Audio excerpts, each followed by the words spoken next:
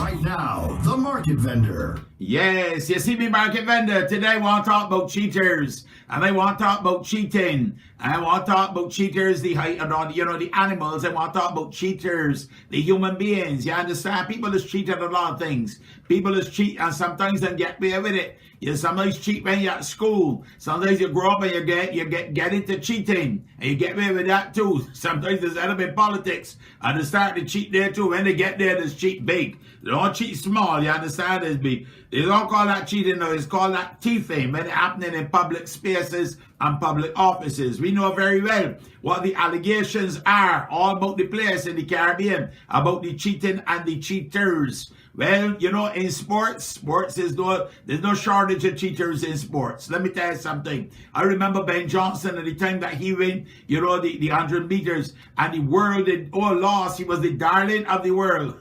By 48 hours later, he was the villain of the world because he had been found cheating. And even though he got a second chance, he come back and he cheat again. Lost. Then, of course, in cycling, the great Lance Armstrong, or so we thought it was, win the Tour de France more times than anybody else. Cheating once again. People used to say it for years, and then finally it come out, and he ended up in disgrace. When you think about it, though, there's a lot of cheaters out there. And look, let me tell you something else about cheating. Cricket, no, that ain't a stranger thing neither.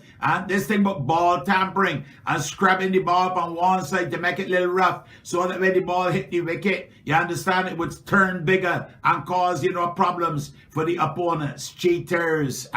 Australia now get catch. The cameras show conclusively that there was cheating, and the captain and the vice captain, them they sort of end up resigning. One get suspended for a match, losing all the match fees, lose the captaincy, and you ended up now with shame all over your face against South Africa. Man, you never know, you might have been able to beat them fair and square. Why is it that mankind always like to go the route of the cheating rather than playing fair and playing by the rules? Sometimes when you cheat, you get away with it, or so you think. But the old people that say that day does run till night catch it. You see me, Market Vendor, I'm very sorry for the Aussies, because now people can look at one and say all of them is cheaters, and all might not be cheaters. Or maybe one or two, but when it has a level of the captain and the vice captain, and apparently the management of the team, then you got to ask yourself what else they have been doing. We hear about the sledging and all that kind of stuff and so on,